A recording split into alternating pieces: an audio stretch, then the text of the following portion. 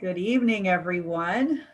We want to welcome you this evening to this very special session that we have. This is our Tuesdays with the doctors.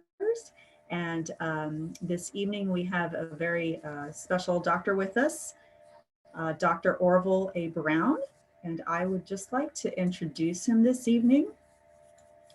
Dr. Orville A. Browne brings to us his work at Meritus Health, his academic training in healthcare leadership and pastoral care and qualitative research training at the University of Toronto, Victoria, and the Toronto Hospital for Sick Children, Sick Kids Research Institute. Orville has been trained as a social scientist researcher and served for 6 years, 2 terms, as an institutional research board member. Dr. Orville A. Browne has served as an adjunct faculty at the University of Toronto and presented papers regarding intercultural competence at Loma Linda University and Joint Center for Bioethics at the University of Toronto Department of Medicine. Dr. Orville A. Browne completed a study understanding the HIV-related transitions of families as a principal investigator at the Sick Kids Research Institute and as the HIV chaplain at this University Health Network member hospital. This year, Dr. Orville A. Browne published the book, Living Normal with HIV, a challenge for the 21st century. He brings to this seminar over 28 years of pastoral experience, 13 of which were combined with work as a hospital chaplain researcher and 4.5 years as a volunteer prison chaplain at the Toronto East Detention Center. He has been the departmental director of spiritual care and education at Meritus Health since August 2016. He is endorsed as a healthcare chaplain and as a CPE diplomat supervisor by the Adventist Chaplaincy Ministries. He holds a current certificate from the Ontario Multi-Faith Council as a multi-faith chaplain. This council screens chaplains to ensure competency in interfaith and intercultural relations. Dr. Orville A. Browne was a registered psychotherapist, RP, with the College of Registered Psychotherapists of Ontario while in Canada, and he speaks and writes both English and Spanish fluently. And this evening, he's going to bring us a seminar on grief and mourning, something that we have all been experiencing, whether it's this past year, through the pandemic, or throughout our lives as well. And while this presentation will be recorded, at the end, there will be time for questions and answers when the recording will be off and we can just share intimately as a group. So as we begin this evening, I would just like to turn over the time to Dr. Orville Browne. Thank you. Thank you so much, Annette, for your kind words.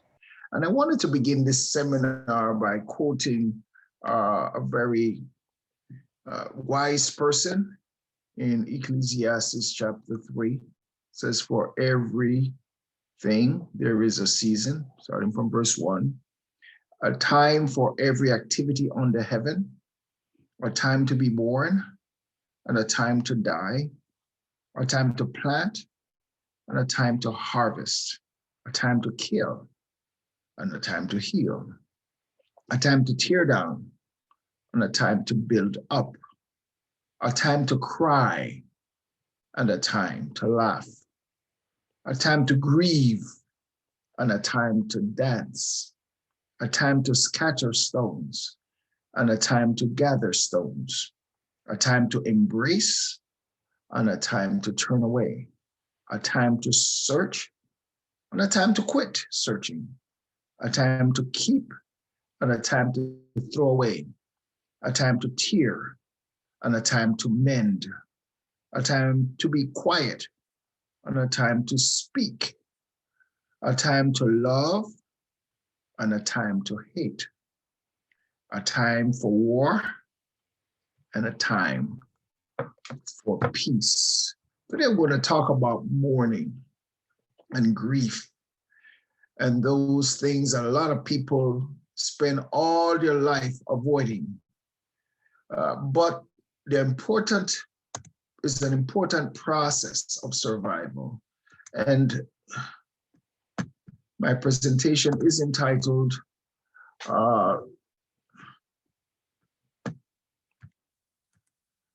growing through grief, reaping the comfort while you mourn. Reaping the comfort while you mourn. One of Jesus's most famous statements. It was on the Sermon on the Mount. He said, "Blessed are they who mourn, for they shall be comforted." It seems to be oxymoronic, contradictory. How can you be blessed or happy by mourning? And so let us look at this topic in that light, that there is a built-in comfort and a built-in blessing into mourning. And so let us now look at that. Now, there are three objectives to this presentation. And the objectives, number one is to understand the difference between grieving and mourning, to understand barriers and obstacles to mourn your losses, to foster in self and family members and other community members healthy mourning habits that would bring comfort and healing. Now, in this discussion that we're having about grief, I make a distinction between grieving and mourning. And it's important for you to know the difference in what you're experiencing, whether you're grieving or whether you're mourning. And I'll explain what I mean by the difference in a minute. You see, grief is a reflex response to loss. That's why I define it simply, a reflex response, right? It's a deep sorrow, it's a distress, anguish caused by a loss, particularly someone's death. You experience a loss, you experience grief. So everybody grieves due to losses. And this time of the pandemic, I find that the most dominant feeling experienced by people in the midst of COVID-19 is grief. Now, I must also say at this point that feelings management is critical. Understanding the way we manage our feelings is critical to the way we understand how to manage grief. Okay, so if I feel hungry, to be able to manage that hunger, that feeling, I need to eat. If I feel thirsty, I need to drink water. Okay, if I feel guilty, I probably need to confess of something wrong that I've done. I need to get forgiveness for that wrong. Either forgive myself for making the mistake that I never thought I would make, or ask forgiveness from God, or forgive others. So usually the losses are in the realm of relationships, loss of life, loss of loved ones, loss of something valuable, something that we value. And so that's what grief is about, that feeling we have inside that's eating us inside, that anguish, that distress, that sorrow that we find in our being. That's how I understand, for this discussion's sake, grief. Understand grief. So it involves the following. By Kubler-Ross, everybody may have heard of 5 stages of grief that deals with shock, denial, anger, bargaining, depression, acceptance. And the amazing things about a lot of these feelings are all inside, they're within. You feel the shock is within yourself. You express it sometimes, you're frozen, you deny, you're saying to yourself, nah, this didn't happen. No, that's not possible. No, that's denial. Then you express it by acting it out, the denial. I've seen sometimes very extreme cases of denial where people refuse to admit that somebody dies. And sometimes we include that in our vocabulary. Denial is built into our vocabulary. For example, some people say, oh, that person passed on, or that person went home, or that person, is in heaven. Whether the person is in heaven, whether the person passed on, I don't know what that means, passed on where, whether the person went home, whether the person, is in heaven. I don't know where they are, but it doesn't matter where they are. For now, let's just say that But wherever the person is, the person still has to die before they get there. So whatever you believe in where people go after death is irrelevant. But the point is the person is dead. So that is that. So they are very subtle form of denials of the loss that a person has actually died. And it happens in our language. And there is anger that exists too. When you experience a loss, you're angry, asking why is this? Those are very angry terms, where you try to lash out at or express the inner feeling that you're feeling angry, because loss is angering.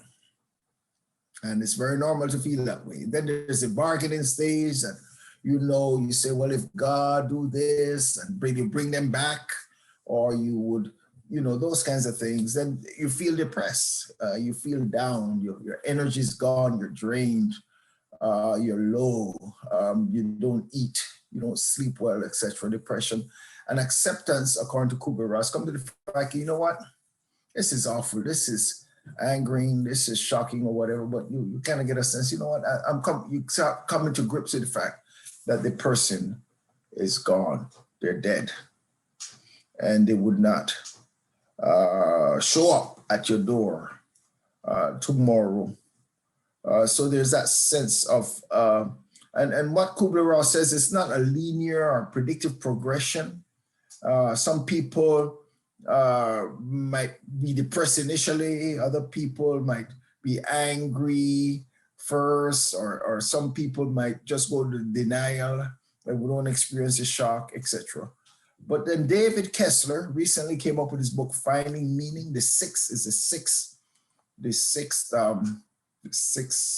stage of grief.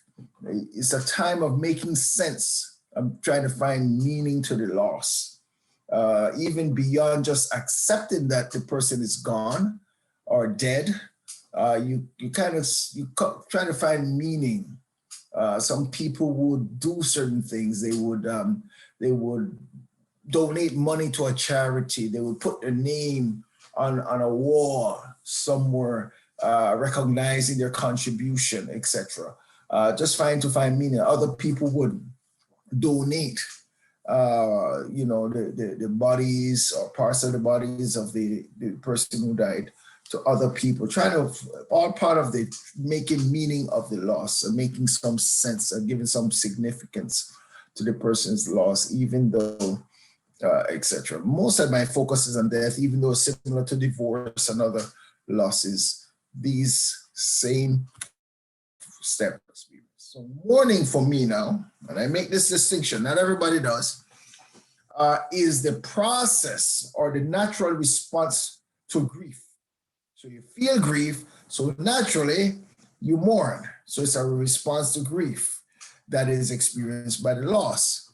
And this response of mourning is very personal, very unique, but it could be also collective.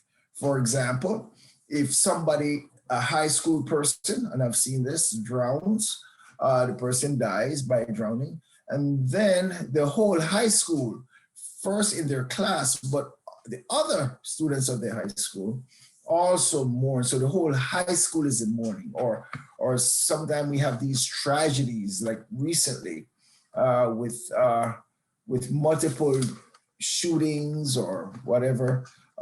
You have also a nation, a city, a state that is also mourning collectively for the loss. 9/11 would be a perfect example of that. When so many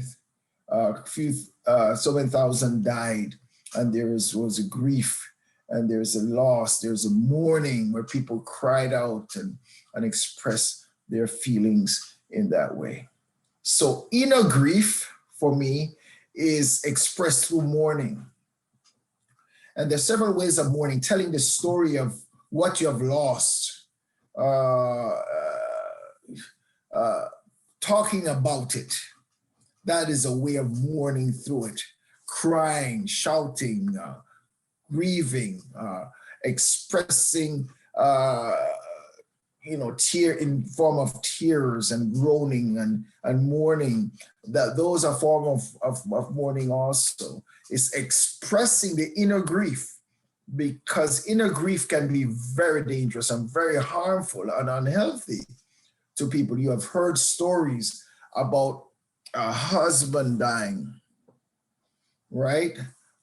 Say the husband is a senior person at, say, 65, and the wife of 35 or 45 years is struggling to get that inner grief out. And few months or a year or so after, the wife dies after the husband, because the grief for her is overwhelming. She can't see herself living without that person. So unless grief is brought out in some way, through writing down. So for some people, they're writers, they write down their memories, and they make memories by planting a garden in their backyard or something like that in honor of the person who loved gardening, right? But a particular garden filled with the flowers or the plants or whatever that person liked. So these are ways of expressing the loss that you have experienced in death or divorce or other kind of losses that you have. So what are some barriers and obstacles? Things that short circuit your mourning experiences. So we look at that, and so let's look at barriers or obstacles to mourning the grief, getting that stuff out there. That stuff, that feeling that you have, to having ways of expressing that. First of all, is minimizing the loss, and I gave some examples of minimizing a loss where you say somebody is gone rather than they die, so there are ways of minimizing loss. Oh, you can get over it. I can get over this, it's not a big deal. Yeah. Nothing I can't handle. I have things under control, etc. Those are expressions of people who, rather than mourn through the loss, they minimize the loss. Another way of very common obstacle is you have people who spiritualize the loss. The Lord give it, the Lord take it away. Blessed be the name of the Lord. Time to move on. Right? Time to move on. I'll see them in resurrection morning, etc. There is another guilt. Guilt is another way of obstacle. We guilt trip ourselves for feeling how we feel. About asking God why this happened, why that happened, why you did this. So, we feel guilty for asking God why, as if God's shoulders are not broad enough to take on our challenges and to listen to our pain and our anguish. And if you are believer, Christian or whatever, you've read the Bible or whatever, you'll see how many people just plain out tell God how they feel. Look at the book of Psalms, for example. In the book of Psalms, where David and other writers, Asaph and other writers, just explain their anger, their frustration to God. And you know what? God not only heard their anger and their frustration, but he engineered that anger, those prayers of anger and those prayers of mourning and grief to be in the Bible. So he not only handled it or was comfortable hearing it, but he also ensured that it was preserved for many, many generations, right? Blaming self or implying blame on yourself. That is one way of one obstacle to mourning, to expressing your grief. Another thing is to try to fix the grief. Okay? Try to fix the grief. And we'll talk about that in a minute or so. or have mourning avoidance statements. And we talk about that as a barrier, more the sort of obstacle, is listening to mourning avoidance statements, and let's look at some of those here. Be strong, be strong. That is one of the most popular. Be strong for your mother. You're the man of the house now. Your dad died, so you're the man of the house. And men don't cry, man up. Good Christians don't cry. Good Christians don't worry. Good Christians aren't angry, even though the Bible says be angry, but don't sin. Of course, good Christians experience all the feelings every other human being experiences. It's the way you handle the feeling that determines how you're going to get through the feelings, okay? Or jumping to hope. As soon as somebody talk about death, oh, Jesus is coming soon. Oh, we're going to be heaven. Oh, I mean in heaven. The person is in heaven looking down on me, whatever. We jump to hope without allowing ourselves to get through the pain. You see, mourning is the way of not skipping grief, not getting over your grief, getting under your grief, getting around your grief. Mourning is a way to get through your grief, okay? It's like getting through the rain rather than trying to avoid the raindrops. Yes. Also, one of the biggest barriers I find is the scripts that are passed on from one generation to the next, parental scripts and familiar scripts. If you observe in families that mourn poorly, you'll observe that chances are it's a generational thing. It goes by generation. It's a learned behavior from their parents and from their family members. And with those statements like be strong, good Christians don't strong, men don't cry, men don't cry kind of thing. Those kinds of, what I call them, mourning avoidance statements. And you hear them in church for the funeral, you hear them all the time. Don't cry for me. I'm a lousy singer, as you can see, and it's meant to irritate you. But that whole idea of don't cry, that there's a poem that people actually put in the bulletin for funerals that tell people not to cry. Those are barriers. Insensitive environments in which people are mourning the death of their loved one. Or in the bulletin, and this is a celebration of life. Of course it's a celebration of life. Of course we have to celebrate the memories, but it's also a mourning for the death of someone. So there needs to be balance. Celebration, but there's also somebody died, and a lot of people are hurting because of it. And that needs to be acknowledged also. So how do we foster, right?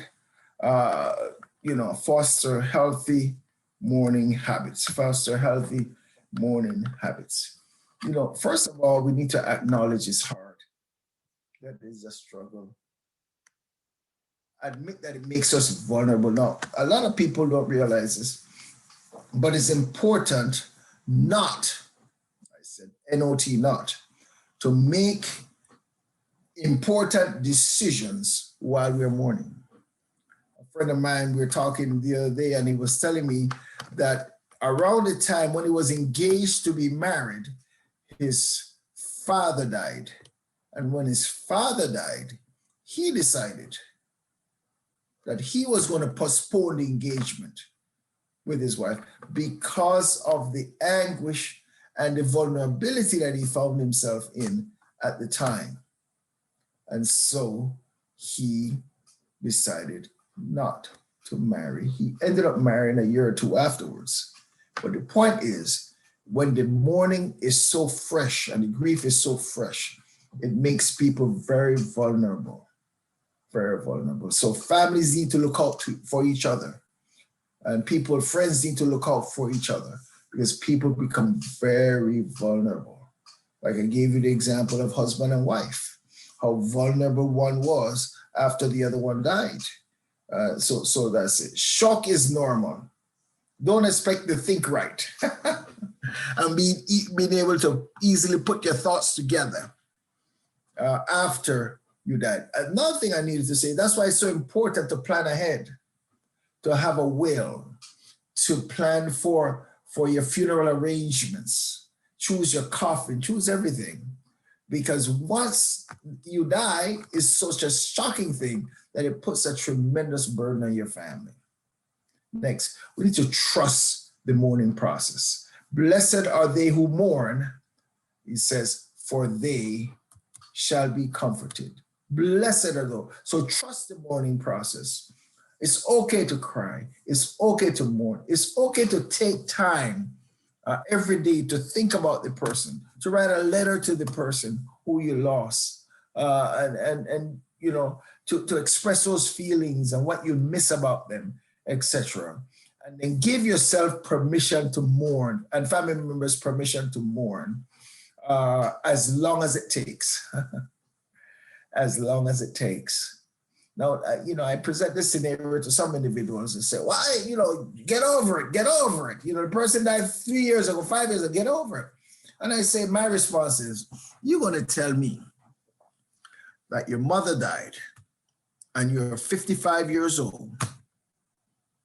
And this is a person you have known all your life. You have not existed in this world without the existence of that person. And you're going to just get over it in 5 years, get over it in a year. Not healthy, but you can get through it. You can get through it. And that is a powerful testimony. So I will end, well, I'm not going to say any more about what I would end so we could have some questions, etc. Emotional responses might be hard to experience, but they're powerful and need. And it's okay to cry. It's okay to laugh. It's okay just to be silent and quiet. The Bible says Jesus wept. Jesus wept. Now, when people read that text, you know, they're probably thinking Jesus is, no. When Jesus wept, he cried out. He cried out so that people heard him from a distance when he cried and he mourned the loss of his friend Lazarus. Jesus wept. And he is our example of processing grief. Now, I'm done. We can open up to some questions now.